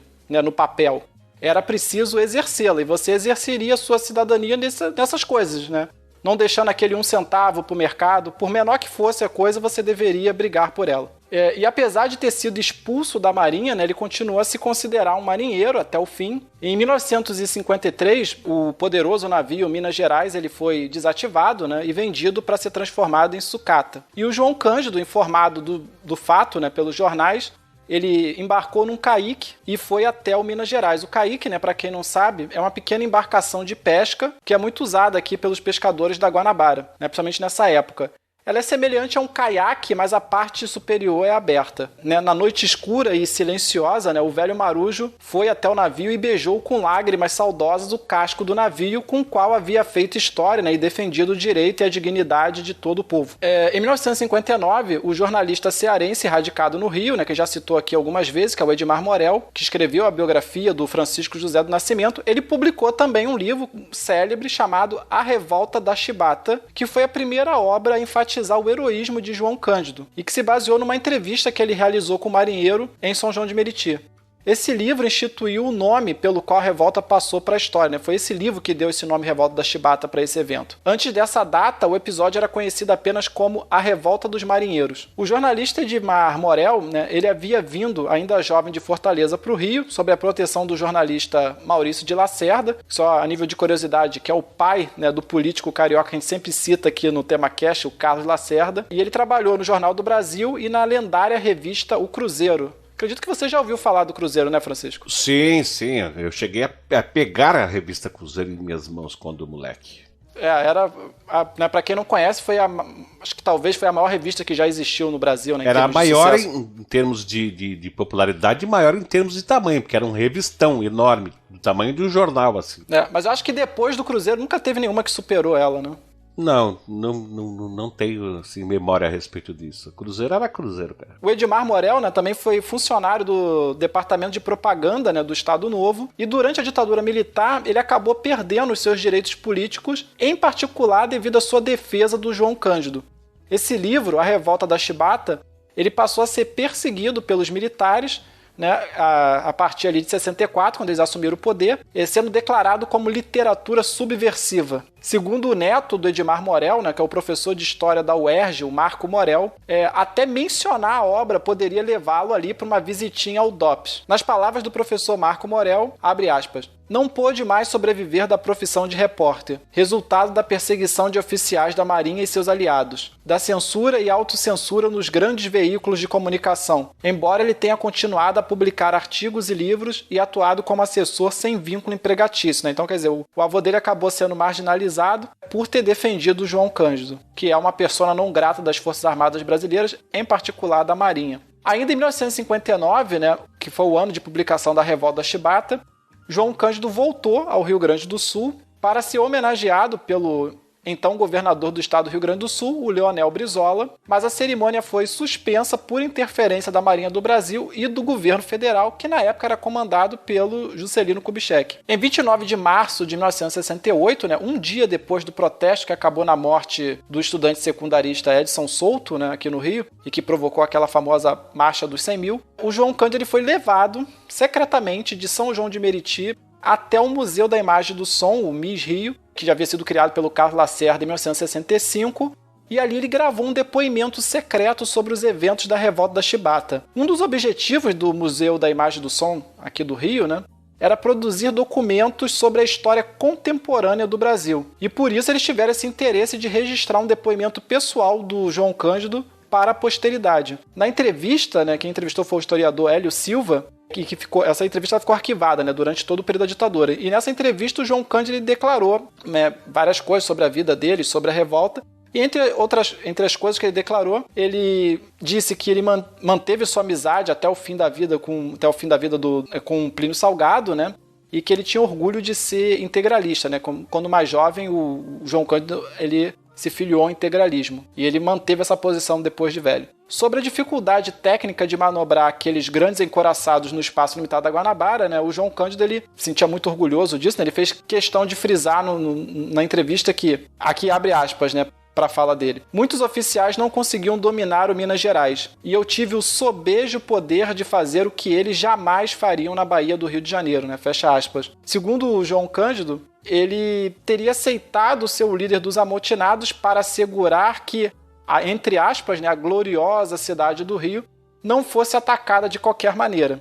Nas suas próprias palavras, abre aspas, assumi o comando da Revolução com as condições tais de poupar vida porque o Rio de Janeiro, para mim, é a minha cidade amada. Cheguei aqui com 15 anos, estou com 88 anos. Nestes 73 anos de idade, quer dizer, de permanência, sou um histórico fio da cidade do Rio de Janeiro. Conheço sua vida nova e velha, seus melhoramentos, seus sofrimentos. Eu conheço a cidade do Rio de Janeiro a fundo e não aceito contestações. Fecha aspas, né? Alguns historiadores, no entanto, contestam essas afirmações com base naqueles disparos de metralhadoras realizados, né, no primeiro dia da revolta, como a gente comentou, contra o centro da cidade, que vitimaram 2 crianças, né? Porque, como teve muita tentativa de desmoralizar o João Cândido, a própria imprensa carioca, assim, os setores mais conservadores da imprensa carioca, tentavam vender ele como uma espécie de inimigo da cidade, né? Porque fala, vocês estão transformando no herói um cara que, em princípio, iria atirar com canhões contra a gente. O cara era um entendeu? bandido, né?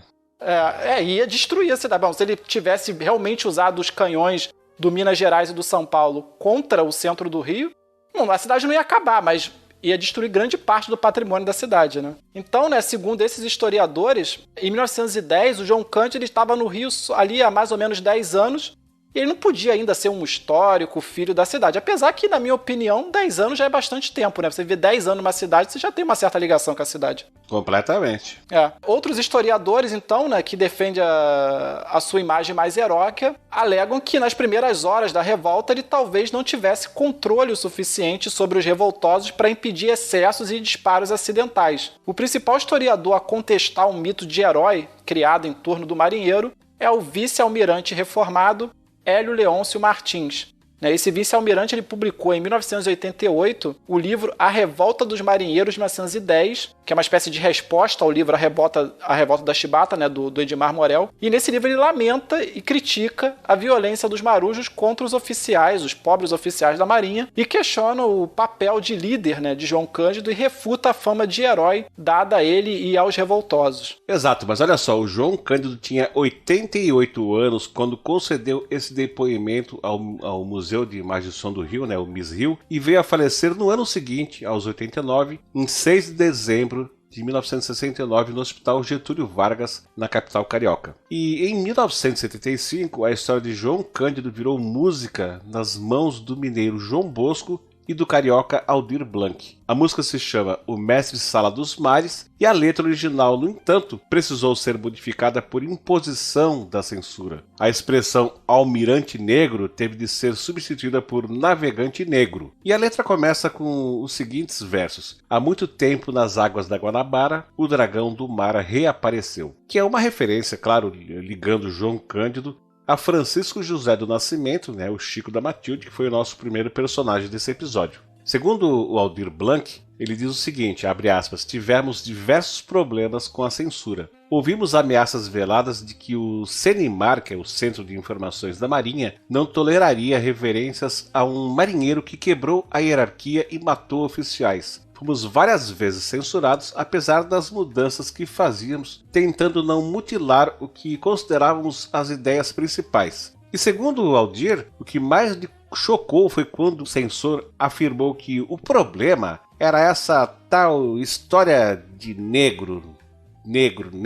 Como assim? Não havia almirante negro no Brasil. Vê só como é que são as coisas, né? Bom, e em outubro de 2005, o deputado Elimar Máximo Damasceno, do Prona de São Paulo, apresentou o projeto de lei número 5874/05, que pretendia colocar o nome de João Cândido no livro dos heróis da pátria, que se encontra no Panteão da Pátria e da Liberdade de Tancredo Neves, lá na Praça dos Três Poderes, em Brasília. E esse projeto acabou arquivado porque, pela lei brasileira, somente podem ser inscritas como heróis da pátria pessoas que já faleceram há mais de 50 anos. E nesse caso, João Cândido, morto em 1969, só poderia ser inscrito no livro a partir de 2019. E em setembro de 2006, faleceu aos 82 anos de idade Zelândia Cândido de Andrade, a filha mais nobre de João Cândido, que dedicou a vida a obter a reintegração do nome do seu pai, a Marinha. Em 22 de novembro de 2007 foi inaugurada uma estátua em homenagem ao Almirante Negro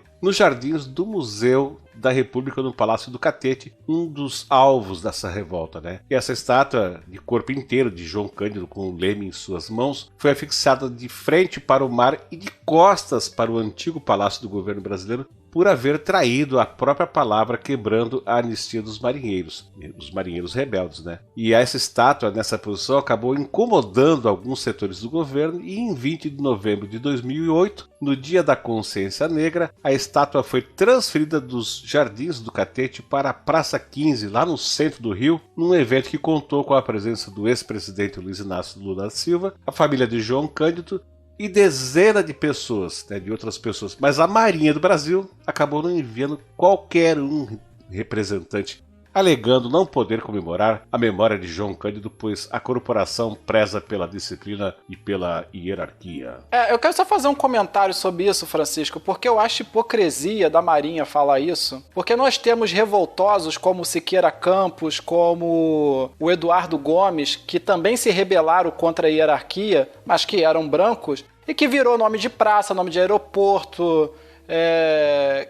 o Eduardo Gomes virou patrono da Força Aérea e o cara era um rebelde também, né? Mas como eram oficiais, então ok. Pois é, cara, acho que tu tá chovendo no molhado, né? Mas em todo caso eu te entendo. Mas vai adiante. Mas enfim, vou adiante aqui. Em 24 de julho de 2008, né, 39 anos depois da morte de João Cândido Felisberto, foi publicado no Diário Oficial da União a Lei número 11.756, que concedeu anistia ao líder da revolta da Chibata e aos seus companheiros. Em 2008, a Marinha liberou documentos referentes a João Cândido após pedidos, né, feitos por um grupo de historiadores aqui da UERJ, liderados pelo professor Marco Morel, que eu citei anteriormente, para um projeto da Fundação Banco do Brasil. No dia 7 de maio de 2010, né, a Transpetro, a pedido do presidente da República, batizou com o nome de João Cândido o primeiro navio do PROMEF, né, que é o Programa de Modernização e Expansão da Frota construído em Pernambuco. Muitos de seus descendentes, né, ainda residem em São João de Meriti, no Rio,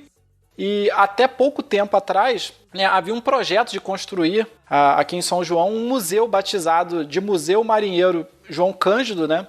Mas o projeto acabou sendo abandonado por tempo indeterminado, apesar das obras já terem sido iniciadas, né? Como nós meritienses dizemos lá em São João, o museu foi a pique. Exatamente. E aqui, olha, gente, termina o episódio sobre esses dois brasileiros, Francisco José do Nascimento, o Chico da Matilde, e João Cândido Felisberto, ou simplesmente João Cândido, os Dragões do Mar. E agora a gente vai para o nosso bloco de jabá e eu vou pedir para que o Jorge faça o seu jabá. Vai lá, querido. O meu jabá é sempre muito simples, né? Só para lembrar o pessoal mais uma vez de nos enviar e-mail. A gente gosta de receber esse contato, né? Porque isso também dá pra gente uma noção do que o pessoal tá achando dos programas, dos temas que a gente está abordando. Então, sempre compartilhe as suas opiniões, se gostou do episódio, se tem alguma crítica também pode fazer, sinta-se à vontade. E, bom, basicamente é isso. Exatamente. Olha só, a gente quer aproveitar essa oportunidade para falar o seguinte. A gente tinha substituído a leitura de e-mails e comentários anexados aos episódios e passamos a fazer essas leituras através de um Hangout. E para nossa surpresa, esse modelo aí de Hangout não foi muito bem recebido pelos nossos ouvintes, não foi, não é mesmo, Jorge? Exatamente. Pois é. Então, a gente provavelmente vai parar com o Hangout, né? E a gente vai optar entre retomar o modelo antigo, né? Onde a gente anexava aos episódios a leitura de e-mails, ou então a gente vai fazer episódios especiais com leituras de e-mails e comentários, mas só deixando claro aí para os nossos ouvintes que esse projeto do Hangout acabou não dando muito certo e, portanto, a gente vai ter que tomar uma decisão aí e criar uma outra opção. Ou volta para o modelo anterior, ou a gente faz episódios especiais com leituras de e-mails e comentários. Então, aqui a gente termina mais esse episódio do TemaCast. Eu quero deixar um grande abraço para o Jorge e para os nossos ouvintes que nos toleram aí a cada 15 dias. Um grande abraço para todos. Bye, bye. Até mais. Obrigado, Francisco. Até breve, pessoal. Abraço. Que tem por monumento as regras pisadas do cais, mas faz muito tempo